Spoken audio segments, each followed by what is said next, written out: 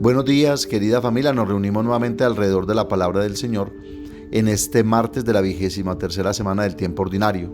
Nos reunimos en el nombre del Padre, y del Hijo, y del Espíritu Santo. Ven, Espíritu Santo, llena los corazones de tus fieles, enciende en ellos el fuego de tu amor y renovarás la faz de la tierra. Espíritu Santo, ilumínanos y santifícanos. María, Madre de la Iglesia, ruega por nosotros. Lectura de la primera carta del apóstol San Pablo a los Corintios, capítulo 6, versículos 1 al 11. Hermanos, ¿hay alguien entre ustedes que teniendo un pleito con otro se atreve a llevarlo a juicio ante los impíos y no ante los santos? ¿Han olvidado que los santos juzgarán el universo? Pues si ustedes van a juzgar al mundo, no estarán a la altura de juzgar minucias. Recuerden que juzgaremos a ángeles, cuanto más asuntos de la vida ordinaria. De manera que para juzgar los asuntos ordinarios dan jurisdicción a gente que en la iglesia no cuenta. ¿No les da vergüenza? ¿Es que no hay entre ustedes ningún entendido que sea capaz de arbitrar entre dos hermanos? No, Señor. Un hermano tiene que estar en pleito con otro y además entre gentiles. Desde cualquier punto de vista ya es un fallo que haya pleitos entre ustedes. ¿No estaría mejor sufrir la injusticia? ¿No estaría mejor dejarse robar? En cambio, son ustedes los injustos y los ladrones, y eso con hermanos de ustedes. ¿No saben que ningún malhechor heredará el reino de Dios? No se hagan ilusiones los inmorales, idólatras, adúlteros, lujuriosos, invertidos, codiciosos, borrachos, difamadores o estafadores no heredarán el reino de Dios. Así eran algunos de ustedes antes, pero fueron lavados, santificados, justificados en el nombre del Señor Jesucristo y en el Espíritu de nuestro Dios. Palabra de Dios. Salmo 149. El Señor ama a su pueblo. Canten al Señor un cántico nuevo, resuene su alabanza en la asamblea de los fieles. Que se alegre Israel por su Creador, los hijos de Sión por su Rey. Alaben su nombre con danzas, cántenle con tambores y cítaras, porque el Señor ama a su pueblo y adorna con la victoria a los humildes. Que los fieles festejen su gloria y canten jubilosos en filas, con vítores a Dios en la boca, es un honor para todos sus fieles. Lectura del Santo Evangelio según San Lucas. En aquellos días Jesús salió al monte a orar y pasó la noche orando a Dios.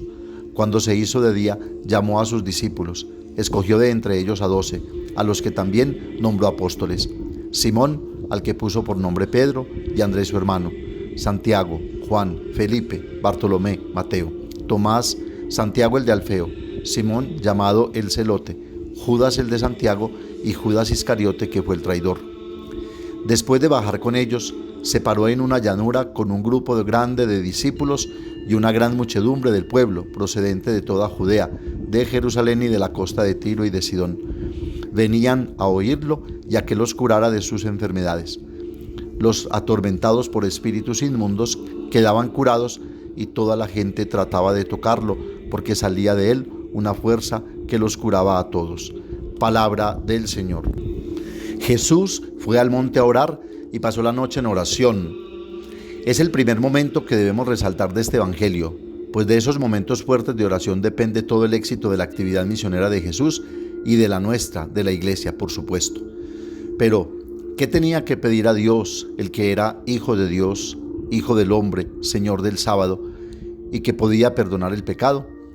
Tal vez temía equivocarse en la elección de los apóstoles prevista para el día siguiente. Debería pedirle consejo a su Padre. En estas preguntas proyectamos la debilidad de nuestra oración. En este momento capital en la realización de su misión, elegir a los 12 significa, de hecho, sentar las bases de la iglesia. La oración de Jesús es oración de comunión y de contemplación del Padre. Jesús se retira. Lucas sitúa a menudo esta actitud ante un acontecimiento importante. Esta actitud es testimonio de la comunión de Jesús con el Padre y la sujeción absoluta a su voluntad. La oración de Jesús es gratuita. Es como respuesta a su identidad y condición de Hijo de Dios. Es contemplación, admiración del Padre, relación con Él. Es una expresión de su arrebato de amor de Hijo.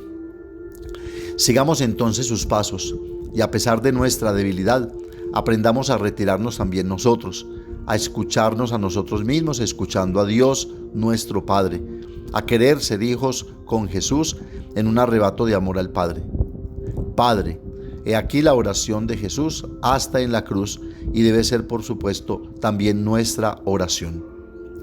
En un segundo momento, el pasaje de hoy nos presenta dos hechos: la elección de los 12 apóstoles y la enorme multitud que quiere encontrar a Jesús. El Evangelio nos invita a reflexionar sobre los 12 que fueron elegidos para vivir con Jesús, siendo apóstoles. Los primeros cristianos recordaron y registraron los nombres de estos 12 y de algunos otros hombres y mujeres que siguieron a Jesús y que después de su resurrección comenzaron a crear comunidades para el mundo exterior.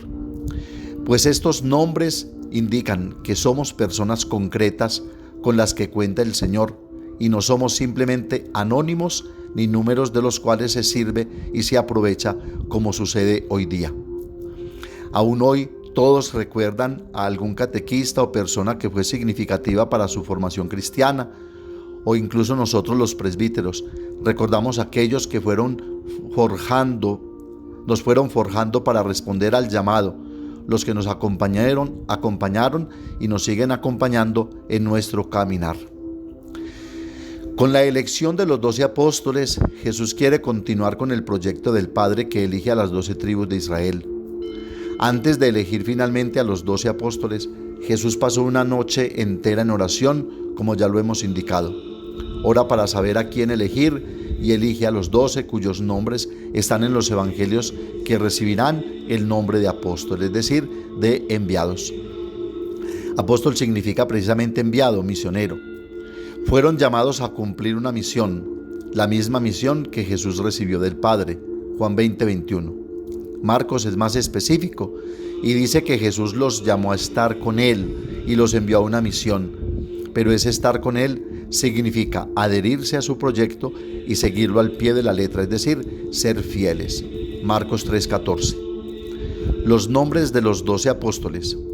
Con pequeñas diferencias, los nombres de los 12 son los mismos en los evangelios de Mateo 10:2-4, Marcos 3:16-19 y Lucas 6:14-16. La mayoría de estos nombres provienen del Antiguo Testamento. Por ejemplo, Simeón es el nombre de uno de los hijos del patriarca Jacob, Génesis 29:33. Santiago es la composición del nombre mismo de Jacob, Génesis 25:26. Judas, el nombre del otro hijo de Jacob, Génesis 35:23.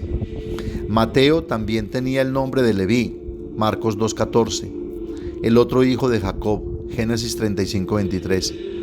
De los 12 apóstoles, 7 tienen el nombre que proviene de la época de los patriarcas. 2 veces Simón, 2 veces Santiago, 2 veces Judas y 1 vez Leví. Esto revela la sabiduría y la pedagogía del pueblo. A través de los nombres de patriarcas y matriarcas dados a sus hijos e hijas, la gente mantiene viva la tradición de los antiguos y ayuda a sus hijos a no perder su identidad. Preguntémonos hoy, por ejemplo, ¿cuáles son los nombres que damos a nuestros hijos e hijas? Jesús baja del monte y la gente lo busca. Al bajar del monte con los 12, Jesús se encuentra con una inmensa multitud de personas que intentaban escuchar su palabra y tocarlo, porque sabían que de él liberaba una fuerza vital. Entre esta multitud había judíos y extranjeros, gente de Judea y también de Tiro y Sidón. Eran gente abandonada y desorientada. Jesús acoge a todos los que lo buscan, judíos y paganos.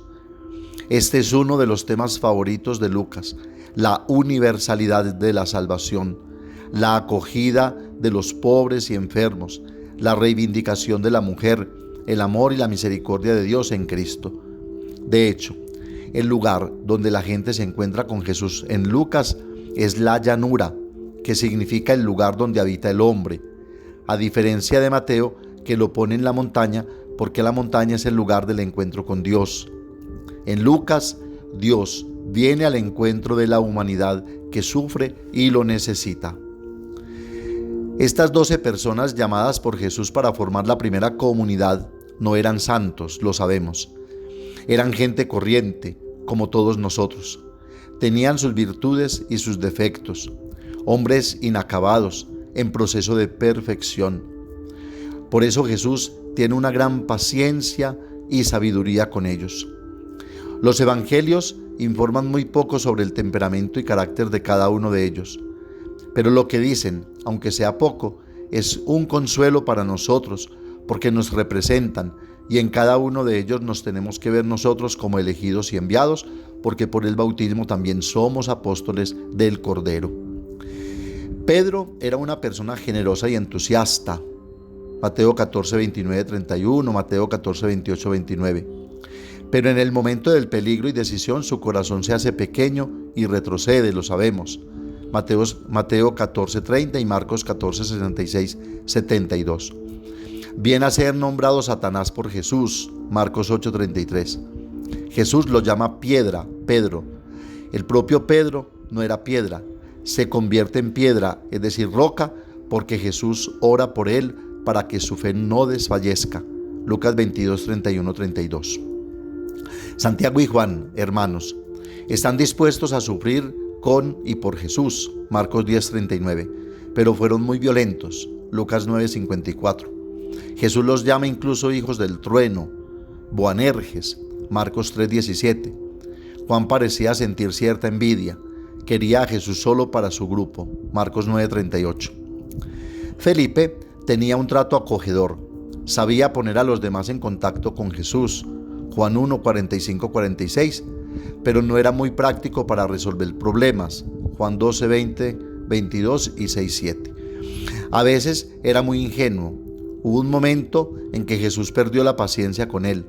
Tanto tiempo hace que estoy con ustedes y no me has conocido, Felipe, Juan 14, 8, 9. Andrés, hermano de Pedro y amigo de Felipe, era más práctico. Felipe recurre a él para resolver un problema cuando tienen que presentar a estos griegos, Juan 12, 21, 22. Andrés llama a Pedro, Juan 1, 40, 41, y Andrés encontró al niño con 5 panes y 2 peces, Juan 6, 8, 9. Bartolomé parece ser el mismo que Natanael. Él era de allí y no podía admitir que de Nazaret pudiera venir algo bueno. Y es un israelita en el que no hay dolo, dice Jesús, Juan 1, 46. Tomás pudo mantener su opinión durante toda una semana contra el testimonio de todos los demás, Juan 20, 24, 25. Pero cuando vio que estaba equivocado, no tuvo miedo de reconocer su error, Juan 20, 26, 28. Fue generoso, dispuesto a morir con Jesús e hizo la mayor profesión de fe que nunca nadie en la historia haya hecho. Señor mío y Dios mío. Juan 11, 16. Mateo o Leví era publicano, recaudador de impuestos, por lo tanto un pecador público y odiado por todo el pueblo, como Zaqueo, Mateo 9, 9. Lucas 19, 2. Eran personas comprometidas con el sistema opresivo de la época. Simón, sin embargo, parece haber pertenecido al movimiento que se oponía radicalmente al sistema que el Imperio Romano impuso al pueblo judío. Por eso también le llaman celote, Lucas 6:15. El grupo de celotes llegó incluso a provocar una revuelta armada contra los romanos. Eran los guerrilleros del tiempo. Judas Iscariote era quien cuidaba el dinero del grupo, Juan 13:29. Traiciona y entrega a Jesús. Santiago, el de Alfeo, y Judas Tadeo. Los evangelios no dicen nada sobre estos dos, excepto sus nombres. Sin embargo, de Judas Tadeo conservamos una bellísima carta, y de Santiago al menor sabemos que se le confió como obispo la iglesia de Jerusalén y ayudó a dirimir la situación en el concilio de Jerusalén. En fin, cada uno con sus defectos y con sus valores, como diría la carta a los hebreos, sacados de entre los hombres para santificar a los hombres. Pues Dios no se avergüenza ni siente miedo de la debilidad de los hombres, porque como dirá Pablo, cuando somos débiles es que somos fuertes, y solo en esa debilidad se manifiesta la fortaleza de Dios y de la predicación. Asimismo, Dios no envió un lobo para salvar a los lobos, sino un cordero para mostrar la gran diferencia, pues esa es la lógica de Dios y el llamado para nosotros. Dios cuenta con lo que somos, no a pesar de lo que somos, pues su misericordia se manifiesta precisamente en el amor y la aceptación total de esa humanidad. Pues de hecho el evangelista resalta que baja a la llanura y se encuentra con todo ese gentío que viene de todas partes y a todos los cura y libera de sus enfermedades y posesiones malignas, porque él viene como el dedo de Dios a hacer un hombre nuevo, a hacer una nueva creación y a infundir su espíritu que todo lo hace nuevo. Pidamos a la Santísima Virgen María nos ayude a acercarnos a su Hijo Jesucristo y a seguirlo, poniendo todo en nuestra parte, especialmente en nuestras debilidades y enfermedades, para ser curados por su amor misericordioso y liberados a anunciarlo. Amén. Padre nuestro que estás en el cielo, santificado sea tu nombre.